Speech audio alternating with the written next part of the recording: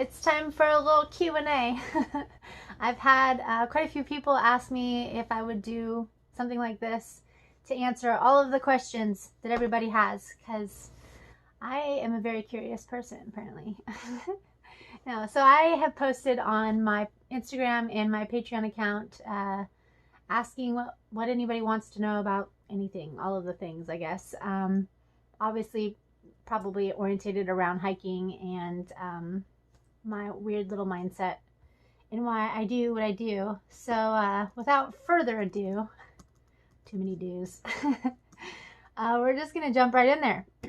I guess I'm going to start with my Instagram because I have it up right now. And yeah, sit back and enjoy. If you guys aren't following me on Instagram and Patreon already, you're more than welcome to do that. There's links down in my descriptions below the video. Are we ready? Are we ready? I'm so nervous. Okay, be nice, you guys. Be nice. Here we go. First one, Shadow of Ken. Planning on backpacking sections with your daughter to get her a trail name. That would be pretty awesome.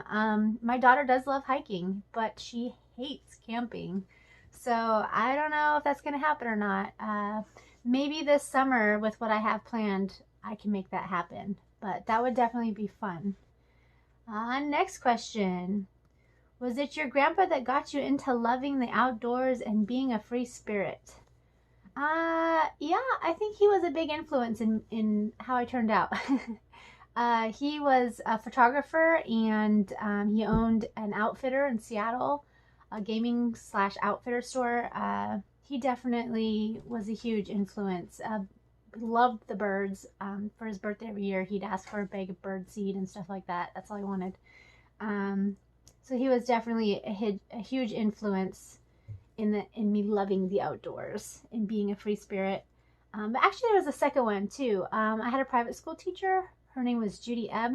Hey Judy, hope you don't mind me using your real name. But little backstory, from like 3rd grade, I realized I didn't know how to read because my parents separated when I was really young, and each school year I'd move at least twice. And that change of curriculum and coming into different spots in curriculum really screwed me up. So I finally admitted to my parents that I needed help, and they agreed to put me in a private school, which is where I met my teacher, Judy. Well, this was a really unique private school, very small, probably not something you'd find anymore. But our class consisted of about 11 students. She taught 4th through 6th grade. So I came in at 4th grade and had her for 3 years with the same group of kids. And we all became really close, and she did some really amazing things with us. She took us to Vashon Island. We'd go crystal hunting in the Cascades. We'd go hiking up Denny Creek where there's these natural water rock slides, and we'd go sliding. In the summertime, we had started having annual reunions when we became adults, and camping and hiking for that. And my last one with her was when I was full-blown pregnant, like completely pregnant, basically due. I went out to that reunion. Everybody's like, should you be camping and hiking right now? I'm like, I got this. It's good. It's good. So in a way, my daughter's already kind of done some with me. But yeah, she was a huge influence too. How long have you been thinking about this? About what? I think there must be more to this message. Let's, oops, not report it. I just got a new laptop, guys. So I promised y'all that when I got 10,000 subscribers, I'd start to get like adult gear. And I bought a laptop, which I'll probably be paying off for the next couple years because it was not cheap. I guess none of this kind of stuff is it? How long have you... I don't understand the question. I guess I'm just going to skip that one. Deep, heavy woods with a steady stream, or a high country crystal clear with cold lake? Ooh, that's really tough. You know, I'm going to have to go with high. I like being really high and on the mountain. Some people prefer to camp down low. I personally have always been the one to try to get as high as I can. I just love that feeling of waking up in the morning on top of a mountain, and you've got your coffee and the sunrise, and you feel like you're waking up on top of the world. So, but that is a tough one. Okay, moving along. Scariest moment on the PCT. Ooh, okay. There was probably two that I can think of off the top of my head. One was when I sat on that rattlesnake coming into Cabazon off of San Jacinto. And two would be Mather Pass. When we came up on Mather Pass, it was during the high snow in the Sierras there, and we were supposed to curve around to the right is where the trail actually went, but it was impassable and it was all curled over for, you know, ready for an avalanche, right for an avalanche, and so we had to go to the left. And it was a flat, like, snow face with kicked out hole steps that we climbed up. And then from that flat face, we had to hop over to rocks, big boulders, and we're thousands of feet in the air, just down. And once we got up and over to those rocks, we realized there was no way to get back to those little kicked out holes. So we were stuck. We needed to figure out how to move forward. And it wasn't easy. I have no clavicle bone in my left shoulder, so I can't hold my own weight, especially with a pack for very long, let alone pull myself up. And there was a section there, or a part there, that we needed to traverse these flat rocks and pull ourselves up. And I couldn't. I was totally stuck. I couldn't go backwards. I couldn't go forwards. I was really freaked out. That's probably the scariest I've been on trail, just because I was in a panic. I didn't want to have to call for help. And Horse luckily had dropped his bag and came back looking for me and pulled me up and saved me for the umpteenth time.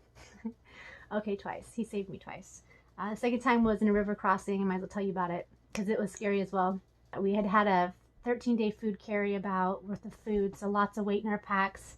And this was near the end of that 13-day stretch. I was kind of overconfident, cocky about river crossings. We came up to this one crossing and he passed through. It looked pretty calm where we were trying to cross, but down just a little ways was like it raged and merged into another river, forked into another river. Anyway, I never factored in the idea that I had lost weight and so had my pack from all the food that I'd eaten.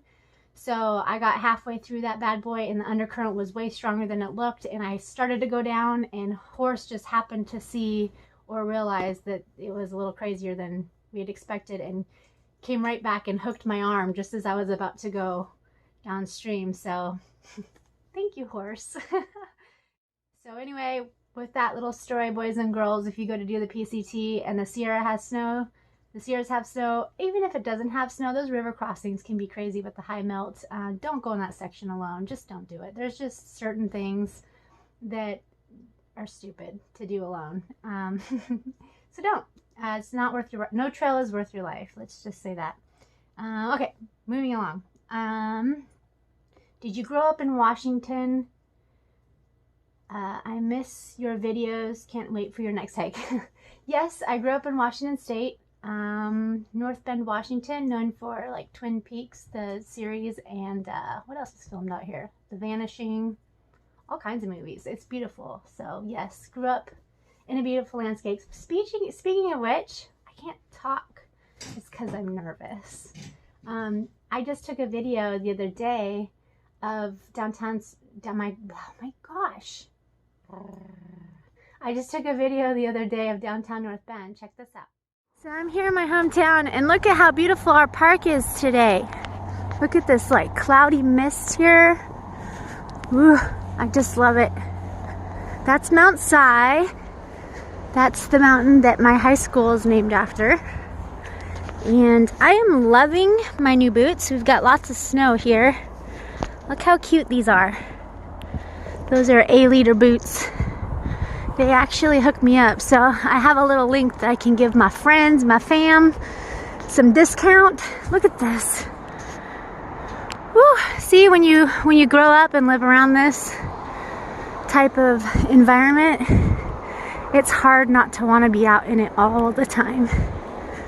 So beautiful. Look at that. So majestic. See that old school farmhouse? That's a historic landmark out here. We're also famous for the Twin Peaks series out here. Maybe you might recognize the mountain from that, but yeah, this is my hometown. Straight gorge. And look at the snow.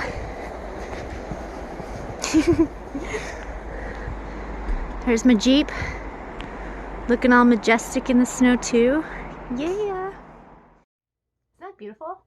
All right. Anyway, that's why I'm addicted to the outdoors, part of it also. Okay. Distracted much? Okay, moving on. What is it like in the Batcave? Okay, yes. By definition, I'm homeless. I tried to buy houses in the past, but I was a bartender for the years as a single mom for 17 years. And I chose that path because it was the best way for me to make the most amount of money by working the least amount of days so I could have more time with my daughter. And you're just nothing on paper because all your tips are your main income, and you don't technically claim all your tips. I know you're supposed to, but I didn't. So it's kind of screwed me. And now that I'm an artist and a painter, like, same thing. I still can't. So I'll probably always be homeless. Batcave. Back to the Batcave. Batcave is tiny. It's like living in a tiny home. And it's a bachelor pad as well. There's like 3 other dudes that live here.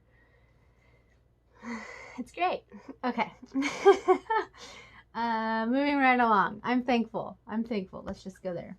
I'm used to living out of a backpack, so I have no room to complain. Oh, crap, I hit the wrong button. Hold, please. Okay, because I brought it up really quick, I stopped and grabbed my boots. Aren't these cute? I have to just say. I brought them up in that video. So, yeah. Down in my description, down below the video, is discount codes or anything I bring up like that. You can always find the links and stuff down in there. So, there is a link to this company. Really cool people. Not really a boot you want to like hike in like long distance, but super cute and super affordable, and with the discount code they're even more affordable. So yeah, hey friends, if you want some cute boots at a discount, check out those A-liter boots. Okay,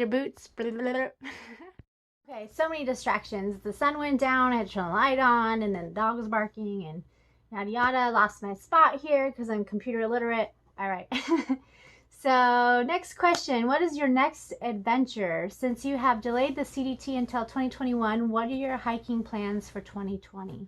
All right, so this is a really good question, and I can cover a lot with this, which I've been meaning to anyway. So after I got sick and all of that jazz, and I had a good long talk with my doc, we was kind of agreed that it probably wouldn't be the wisest idea for me to go on a 3,600 mile or 32,000, what is it? 3,200 mile hike, doing another huge long trail, probably would be really hard on me, and we don't know when my downfall would hit on that trail, but I'd probably struggle. So, and I want to enjoy that hike. I want it to be amazing, and to be honest, I can use the time to save a little bit more, to work out the details, because that's a tricky trail and you want to be super prepared for that one. So yeah, CDT is probably going to happen 2021. I also discovered that new trail, that Chile trail, that's 1,700 miles across, called the Trail of the Parks, I believe. It goes all across Chile, across like 17 different national parks. Oh my God, it looks beautiful. I want to do that so bad. I'm totally tempted to do that 2021 instead, but a lot of people are telling me, no, do the CDT, get your Triple Crown, and then go do that one. So we'll see. But anyway, that's all 2021, 2022. For this summer, my plans are going to go like this. I'm going to knock out that last little 4-day section of the 7 months I did that I missed while I was ill. There are lots of definitions on what a through hike is. The one I've always followed and abided by is finishing the trail within a 12-month window, in the same direction. That's what a through hike is to me. It's different for everyone, and there is no set in stone golden, thing. So anyway, I still believe that I want to do that before my start date, because that's what's true to me in my heart. I was thinking of doing it horseback because I just really thought that would be fun, but there's something about it that makes me want to do it on foot. I think I need to do it on foot anyway. And kind of serendipitous here, my best friend with the horses, she doesn't really want to do it with the horses in the snow. I really doubt the snow is going to be gone in March, so I think I'm going to end up taking my hikey. I'm going to take my husky with me, so I'll have a little warm snuggle buddy, and he'll knock out that section with me. So first thing first, this coming spring is going to be finishing out that little section. Then I'm going to move into Hawaii. Yes, I have had enough snow. Oh my gosh, this last season I feel like I spent my entire hike 90% of this time in the snow. I mean, it snowed on me in the Mojave Desert even. So I just want heat and sunshine and maybe some tropical, just heat. I don't know. A little snow won't hurt, but I've decided to do the Hawaiian Islands. So I'm going to do 4 of the major islands. I'm going to do Oahu, Maui, Kauai, and Big Island, and just explore and hike all around those 4 islands as much as I can, probably between April and May. So I'm going to spend some time out there. I know I'm going to get beautiful photographs. It's so colorful and amazing. I'm going to try hammocking for the first time. I haven't picked a hammock yet. I do have a Whyld, but I've found some other things. I don't know. That's all. I shouldn't get into that yet. So anyway, there's that. And then the exciting news that I just remembered. So Dirty Ziploc, you know her from Colors. That's his girlfriend. She's going to come back from Germany and finish the trail. Well, we agreed that we would meet up and I would hike with her some sections of it, including Goat Rocks. Because when I went through, if you watched that video with me and Ivy Tat, it was crazy stormy, cloudy, windy as all get up. And we just squeaked through before a huge storm hit. And I want to see it. It's like a section that people rave about. I loved Cypress Pass. It's probably one of my favorite spots on the PCT. So I don't mind seeing it again. But I'll probably do that section maybe through Trout Lake. I love that area and the people there.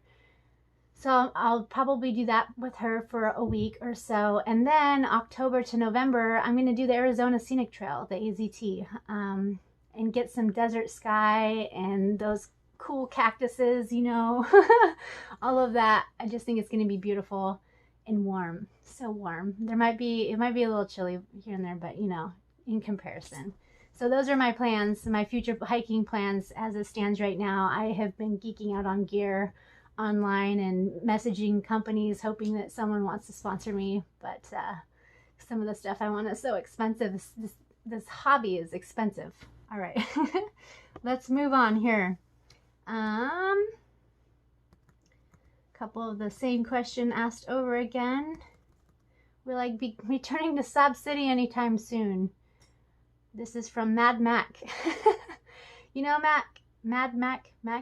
I probably won't be anytime soon, to be totally honest. That was quite an experience, and I met some really interesting people there and did have a blast. But now my agenda is consisting mostly of hiking right now. Next question from Find a Builder. Are you engaged? No, I am not engaged. Did that once. Okay, do you want to know the story behind that a little bit? Got engaged when I was a junior in high school to my daughter's dad. He was a grade ahead. He went off to the military while I finished out high school. I graduated. The day after I graduated, we got married. The day after that, we moved to California where he was stationed. And about a year later, I got pregnant and had my daughter. Then 2 years later, we were divorced. So that's how that went down. What is my connection to Nashville? I've always been a bit of a nomad, so I ran off to Nashville just on a little fun trip to explore and loved it so much I decided to move there. So spent about 6 years in Nashville. It was great. It's very fun. I mentioned something about low blood pressure. Are your knee-high socks compression? Where do you get them? And how many hours a day do you wear them? Tips for how to deal with low blood pressure. Okay. So yes, I have extremely low blood pressure. It's something I guess that's connected to my blood type. I have a rare blood type. I'm Rh negative, which supposedly is like 15% of the human population. And according to the History Channel, I'm an alien, which is kind of comical. No, but I do have an extremely low blood pressure. So I get cold very easily. When I make camp at night, one of the tips I would give for people with low blood pressure is when it does start to get cold, make camp sooner than later, because the sooner you can get into your bag and trap your heat, the better. Because for me, I found that as soon as I stopped moving, if I got too cold, it could get scary, and that's a point of no return. So when you're layering, just make sure there's enough space in between. Your clothes aren't super tight, so you can trap those pockets of air that actually help keep you warmer. Having an extra pair of socks, always have a dry pair of socks. Some of the basic but things to be mindful of. And my socks, I wear my socks for a lot of reasons. So the knee-high thing started because I can't stand hiking in pants, and I also can't stand being cold. So it's really the pull on my thigh that I can't stand when I'm climbing up or hiking up. I know that's a weird phobia probably, but knee-highs were a great alternative to pants. And also I found that they're very handy for multiple things, including I put permethrin on them when I was hiking the AT to keep ticks off, and you don't brush against poison ivy and poison oak and all that kind of stuff, so it kind of protects you a little bit extra. And the ones that I use are Smart Wool. I get them off a line on Amazon, and they aren't technically compression socks, but my legs do swell anyway because I've had injuries to both my knees. So they've served as compression socks for me, and it's been great. And I would wear them throughout an entire day. I never switched them out unless I got really, really hot, and I think that maybe happened like once or twice. So yeah, I wouldn't sleep in them. I would try to elevate my feet when my knees or my feet got really bad with my pack instead of wearing the compression socks through the night. But definitely hiking with them during the day and taping my knees helped a lot. I had one knee where I pulled tendons in it from a boating accident, and it hates going downhill. And then my other knee, I put a rock under my kneecap during the Desert 100 on a motorcycle. Because I used to race dirt bikes. I've been knocked in the head a lot, you guys. Does that explain anything? I even had a full-blown seizure one time off a dirt bike. So, but yeah, so my other knee, it doesn't like to go uphill. So I often tape them, and the compression socks or knee-highs do help aid in all that. Okay. And that's the same question. Where did the chaw come from? Is this like a comic book action term or what? Okay, so chaw is one of those things that just naturally developed while on trail. I was on the AT when this happened. This first occurred. You could probably find the video. I was hiking with a guy named Spider, and I remember we were in an area where there's just a ton of leaves on the trail, and you know, they kept sticking to my trek poles and building up, and I was getting so annoyed trying to get the leaves off of my trek pole ends. And so I started, I don't know, it just bore itself. Also, I was like, cha, cha, cha, cha, trying to get all the leaves off. And then I tried to collect as many as I could, and it became a form of entertainment. I started thinking about becoming a garbage man and all kinds of things. That would be quite the transition, I'm sure. Okay, moving along. I follow you and Ibitat and really like the videos with the two of you together. Have you two stayed in touch since the PCT? He has kind of disappeared from social media, which bums me out. Thanks for what you do. Yes, Ibitat and I do still keep in contact. He kind of went radio silent because he's been dealing with post-trail depression, which is very common for all of us. And he's also had a couple other things going on. I'm sure you would know some of this stuff if you had been following on his YouTube, but he had gotten a job through Hyperlight and moved up to Maine for that job, and the people who hired him ended up stopped working for Hyperlight, and he no longer had that job, which was kind of crummy that nobody, you know, withheld that for him. But he ended up getting a new job in Georgia with Mountain Crossings, I think it is, and he's really stoked about that. But he's relocating yet again, so he's just got a lot on his plate. He'll resurface, don't worry. This is his life, his world as well. He will never probably stop moving and hiking and making videos. So, you know, we all need a break for a minute here and there, and life happens. So, yes, but even though he doesn't like to admit that he has friends, I'm still friends with him. How do you not age? When I first started following your channel, I thought you were in your early 20s. Pimples. No. I really don't know how to answer that one. I guess I'd like to believe that it's a mind over matter thing. You look how you feel. And I feel young at heart. I'll never grow up. I know I don't look like I'm almost 40, but I am. Maybe it's because I put lotion on my face every day after I get out of the shower. I can't stand, like, after I've soaped my face, that dry feeling. So maybe it has something to do with that. Maybe it's just good genes. I don't know. But thanks for this compliment. My 4-year-old voice probably helps with that too, right? Do you have formal art training? I did. I actually went to art school. I don't know if they taught me much or if I just frustrated them more than anything, but yes, I did go to college. I started out at CCAC in Oakland, California for a very short time before I found out I was pregnant. I was living on an Air Force base and then started going to community college, Solano Community College, and finished out what I could there. Moved around quite a bit. So, yeah. But I did. Okay, let's move to Patreon now. See some of my patron questions here. How much time did you spend stargazing, and was it difficult to keep your eyes open after a day of hiking? Okay, this is something I absolutely love and what I'm looking forward to in Arizona. I want a tent that's just mesh on the top so I can see the stars every single night. Yes, I did spend a lot of time stargazing. I tried my best at least. Mosquitoes and other factors could sometimes deter you. But I cowboy camped pretty much every night anyway because my Hyperlight Ultimate 2 tents that I had got and was so stoked about just didn't work out the way I had hoped. The insert was a pain in the hind end, and so I camped with a bottomless tent the entire time. And when I mean, the point of that was kind of silly, so I did end up cowboy camping a lot of time, just not using the tent and just on the footprint.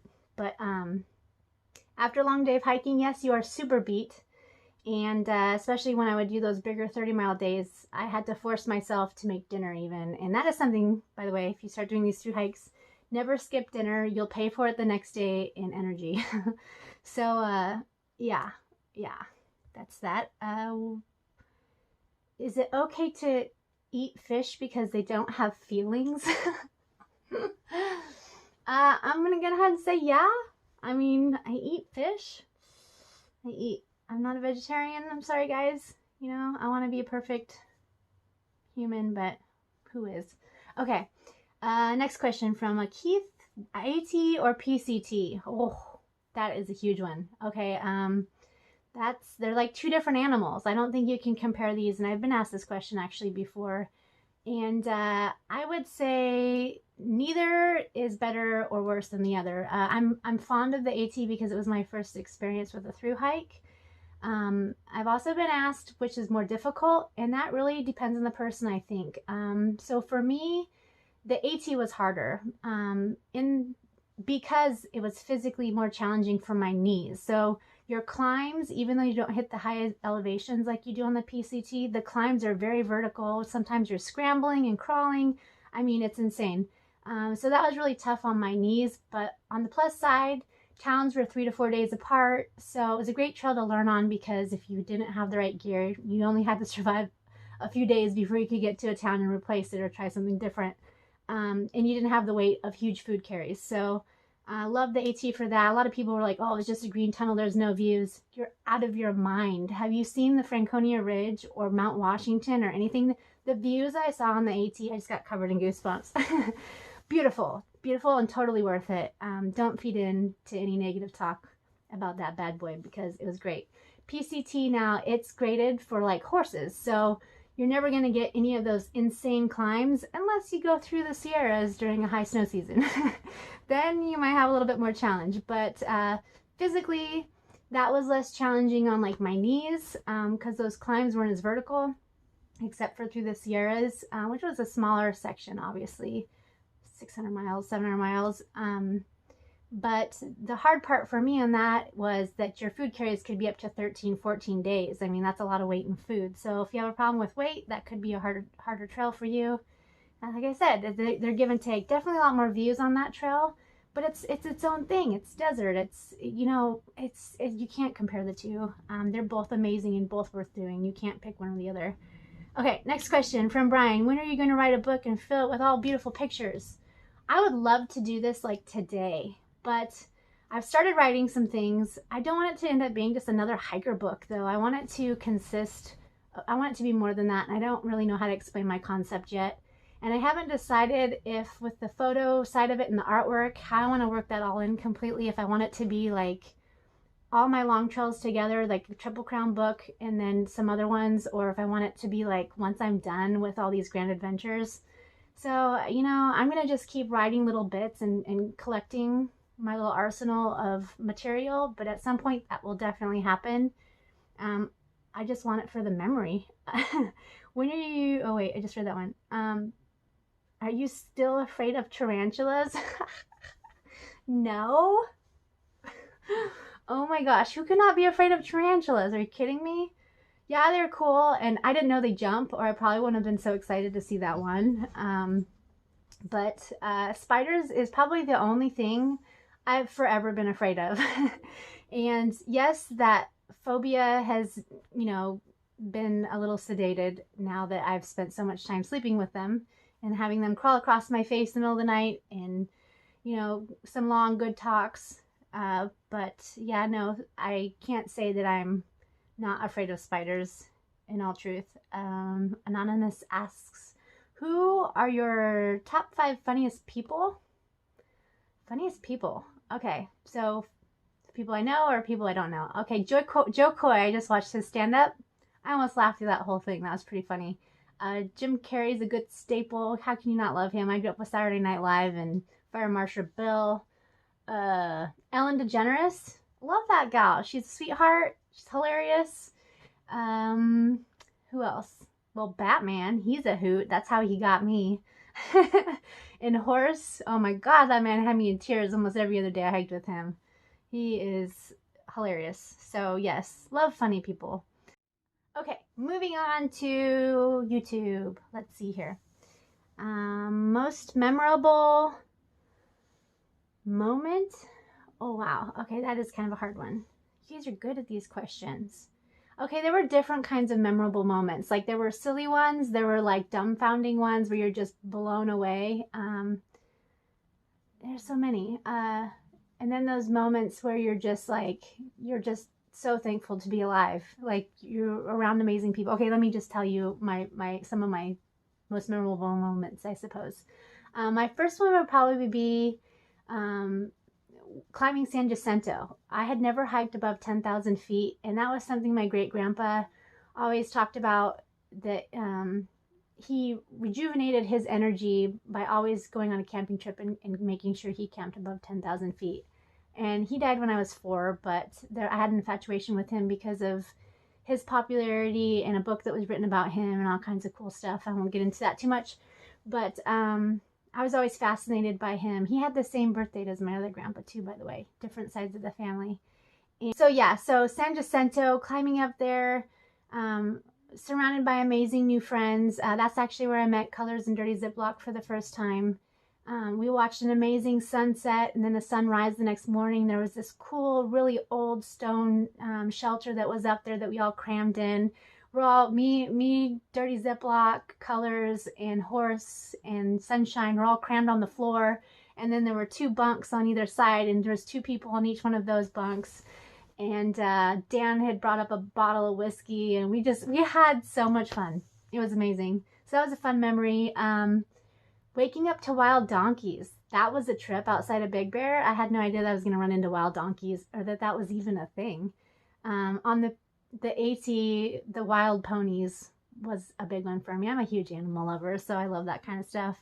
And on the AT, my most memorable moment, or one of my favorite spots, was probably the Franconia Ridge. It was just no wind, perfectly clear. It looked like I was in a different world. Kind of like I felt on Whitney during the snow at 2 a.m. Like it was just like you were in this different world. It's like I walked into this, I don't know. Yeah, so many memorable moments. I could go on that stuff forever, so let's not do that. Okay, how did I become a vlogger? This is a good one.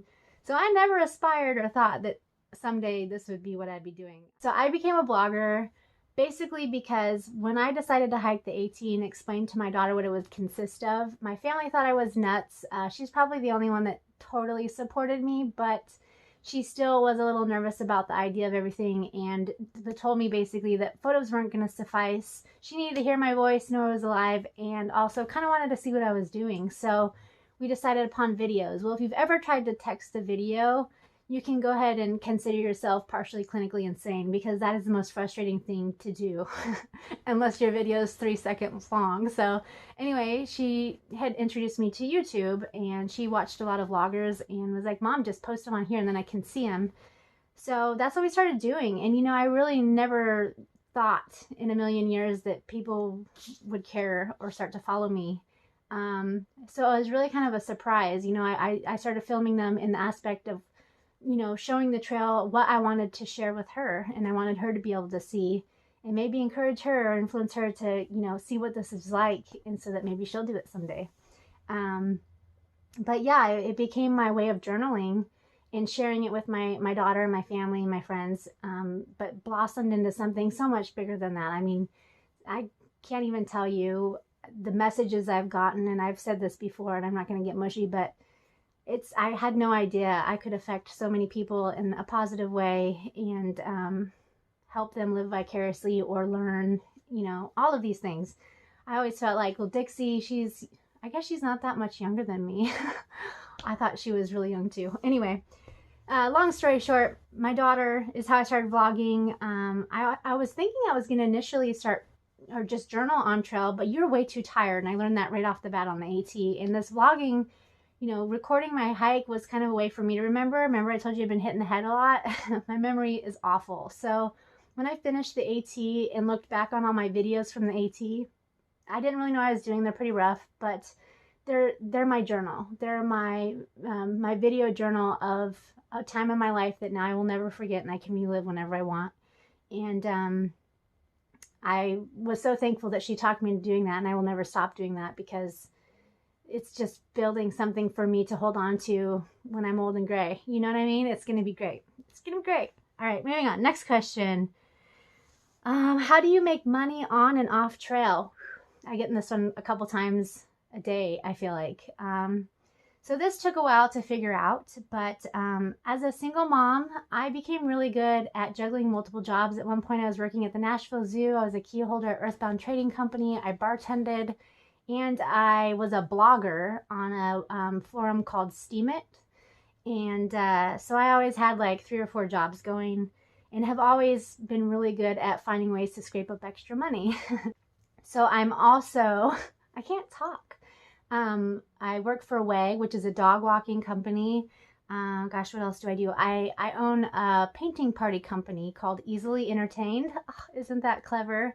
It is my company, and I host painting parties all around the area that I live in when I'm here in town to try to save money. I still bartend here and there. I also do murals. I have a website, which you can find a link to in my description, where I sell all kinds of things like these paintings that I make. I make dream catchers. I make hair clips, handkerchiefs from sewing stuff I sew. Like, I really hustle in every way, shape, and form I possibly can think of. I'm probably leaving things out. Oh, I am an ambassador for Superfoods, dry mixes you can blend in with smoothies and stuff. If you've never tried those, they're great supplements for your smoothies, and you can get a discount if you use my code FEATHERFOOD. That's Superfoods, yoursuper.com, and then FEATHERFOOD. Anyway, so that's one way I make money. While on trail, a little bit different. I have a Patreon account. I'm sure some of you have heard of that if you don't already follow me. Basically, it's where people can subscribe to you. My patrons, I give them daily photo albums of each day while on trail on top of the daily videos. And I'm still learning how to, to really apply myself to that more, and I'm coming up with more ideas for that. But basically, it's a subscription. I also had a GoFundMe, and when that idea surfaced, I was kind of uncomfortable with it because I just don't really feel like it's right for me to ask for money for like, hey, look at me live this amazing life and you pay for it. I'm not wired that way. I wasn't raised that way. So I decided to use that and utilize that. What I would do is trade. So I write in there in my description that if you donate to my GoFundMe, I will trade you artwork. So when I get back, I frame it, I date it, and mail it out to you as my thank you for supporting me and helping me make those hikes possible. So if you're going to do GoFundMe, I really highly recommend, giving something back. Be creative. We're all good at something. You can figure something out. I mean, even if it's little and heartfelt, that makes a huge difference than just, reaching your hand out for something. And then YouTube. I don't make a ton of money off of YouTube because I'm still small potatoes in the grand scheme of things, but a little goes a long way when you're on trail. It's amazing how much you eat. And you can never have enough food money. Some of the financial costs of trail life consist of being able to wash your clothes. Of course, you're going to want to stay in a hotel or a hostel here and there, so you can wash your clothes, resupply, get more food. You got to keep your GPS on if you have an inReach or a cell phone with the gut hooks. I mean, there are probably more aspects financially than people really think initially. You got to make sure you're prepared for any gear malfunctions. If you have to Uber in and out of towns to get resupplies. I mean, little things that just surface that add up, just like normal life, right? Okay. My favorite piece of gear, I would say my camera, because look what it's done for me. It's amazing. Yeah, my camera and my air mattress. Y'all probably know about my air mattress. My V-Static Climate air mattress. That boy lasted me the entire AT with not one hole or patch, and the entire PCT without one hole or patch, and a bunch of other little hikes, and it's still kicking. We'll see how long it lasts, but I'm going to use it until it craps out on me. I have a backup one to replace it with for the day when it happens, but it's an air mattress that's lasted 2 Thru-hikes. I mean, it's just a challenge now to see how long it's going to last. Moving along. What do your tattoos mean? Okay, I've got this one a lot, so I don't think I can pull up my sleeves completely here. But the one I get the most questions on, my little hand tattoo there, that's my daughter's handprint when she was born. So it's not a skull, I'm not in a gang, no MS-13 here. I took the ink handprint from the hospital and outlined it, so I always have her hand in mine. Isn't it cute? I just love it. Now she's huge and her hand's bigger than mine. This hand I have Create because I'm an art major, and I'm right-handed. I don't know. We like to doodle on everything, including ourselves. Kind of funny, I met Darwin at Trail Days this year, and he has this exact font on a tattoo right here with the period and everything. It was bizarre.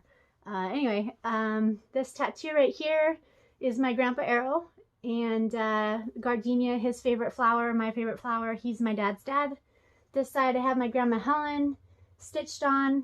She taught me how to sew, and she's my mom's mom, and her favorite flower is a carnation. My AT crown, all of those. A feather, actually I got that before my trail name was even given to me. Yeah, I don't know. There's all kinds of little things. All right, let's keep going. Biggest lesson learned on trail this year? Oh man, there's always so much more to learn, but I did learn a lot this year. Coming into Mount Hood, my rain gear was failing me yet again. The coat that I had purchased and was using, I had bought while on the AT in the whites during that incident. And then by Mount Hood, it just wasn't waterproof anymore. And I didn't know that Gore-Tex or waterproof gear, it was a marmot coat, could actually lose its waterproofness. I knew you weren't supposed to wash them with regular detergent, but I didn't know there was a special detergent that can keep them waterproofed or re-waterproof them. So I had bought a new coat because I didn't know how to do that, and I kind of screwed it all up, and I was in a hurry to try to finish the trail. But I ended up buying a new Patagonia coat, but I still have that marmot coat, and it's really nice. There's no holes or nothing's wrong with the zipper, so I'm hoping I can re-waterproof it. So that is probably one of my biggest lessons. If something's not waterproof anymore, it doesn't necessarily mean you can't fix it if it's an article of clothing. Obviously gear you can spray down and different things, but yes. What do I use for filming and editing? I use my phone. It's the V40 Samsung or LG maybe. It's a V40 something. Anyway, it's made for videoing. I think it did pretty well. I promised y'all that if I got over 10,000 subscribers that I'd get some real camera gear, like Ivy Tat level. If I can afford it, I will. I bought this laptop and I'm going to be paying this off for a couple years now, I'm sure. But still using my phone. I would love to have some higher quality gear though to get some cooler pictures and, you know, up my game a little bit. For editing, I'm using the Power Director app, which isn't very fancy either, but it's simple and it's worked fine. You know, sometimes less is more, right? Right? Okay, what else we got here? When did I have my daughter? 5 days before I turned 20. Where do I live? I've already gone over that one. Who is the country artist you're involved with? A lady never tells. But if you guess, I won't lie either. But I'm not just going to blurt that out. Uh, you always seem so happy on trail. What were some of your most miserable moments? Oh man. Okay, yeah. So I don't like to be around people who complain 24/7. I don't know if you do or not, but it's just really draining to me. I try to keep those people at bay as much as possible. And because it annoys me so much, maybe that's one of my pet peeves. I like to be there for my friends, but there's a limit. I don't like to be I don't like to complain because I can't stand complainers. So, but yes, I did have some miserable days on trail, but not many, to be honest. One in particular, if I have to be totally honest, I'm sorry, this may be TMI, but my tent, as I've already mentioned, was bottomless, and I had started my girl thing unexpectedly early. I had nothing for it. I already felt gross from days of hiking, and then couldn't find a good campsite this one night besides in this huge, like, basically sand dirt pit. And the wind was crazy, like just blowing everything around. So I'm in my sleeping bag in my tent, and I feel absolutely disgusting, and I'm just covered in sand and dirt. It's in my eyes, and I just sat there in my sleeping bag. It was like, tomorrow's a different day. Tomorrow's a different day. I'm gonna survive this. It's a drop of water in an ocean of fun, right?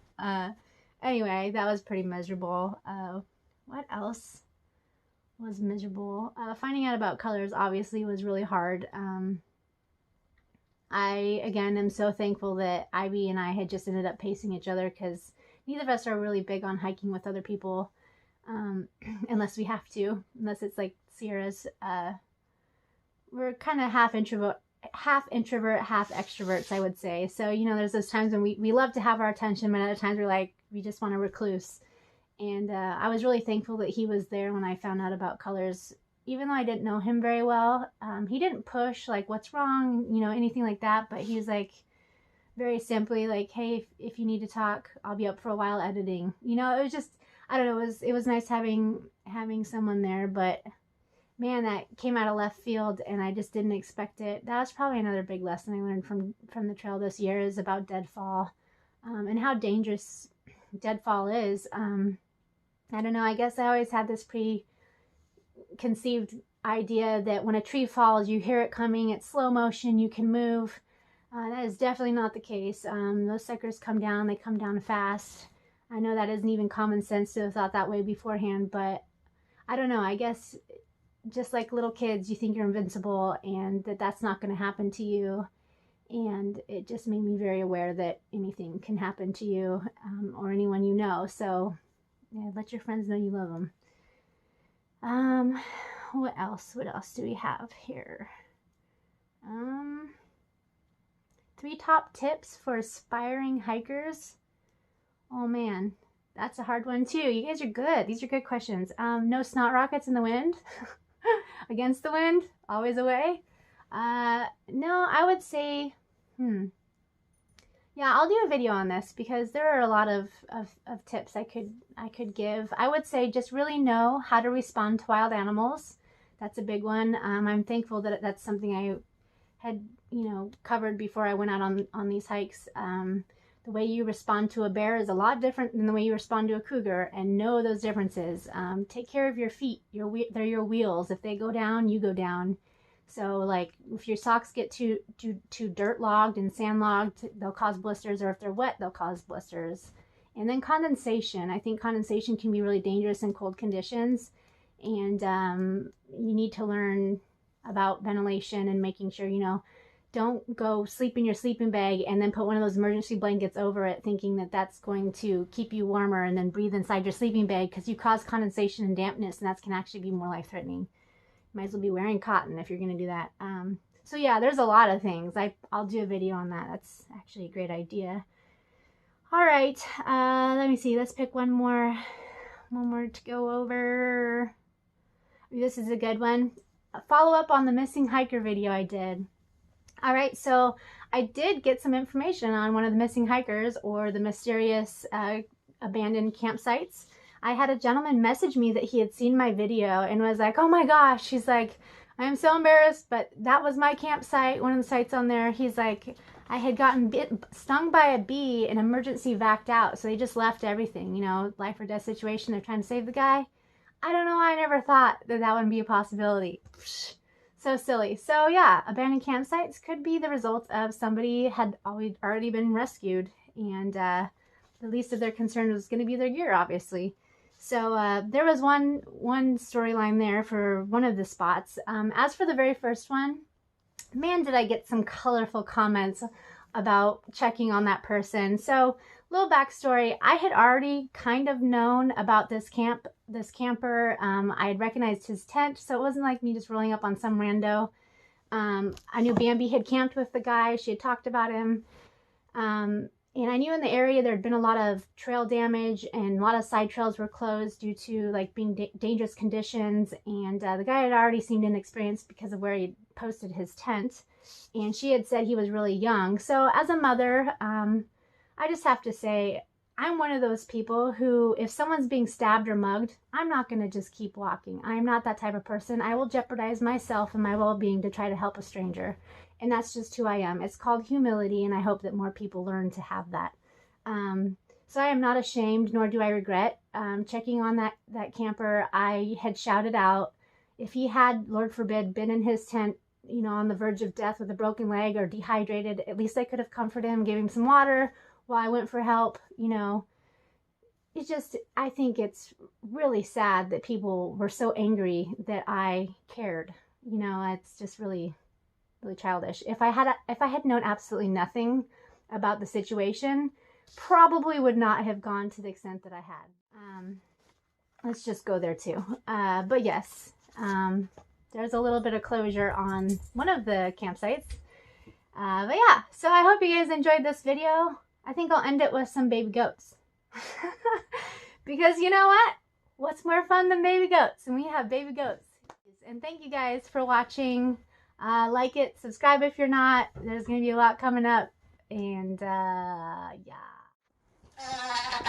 We have baby goats.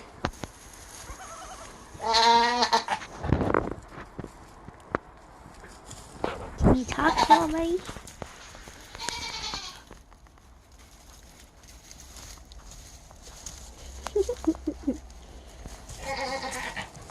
Who doesn't love baby goats? Come on, guys, talk. Say something. The baby talks is the cutest. The baby talks is the cutest. Hello, little baby goat. Hello, little baby goat. Is that some good straw?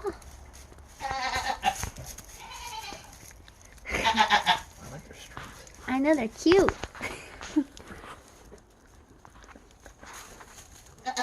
And I'll name you Gilbert. Gilbert the goat. And you can hang out with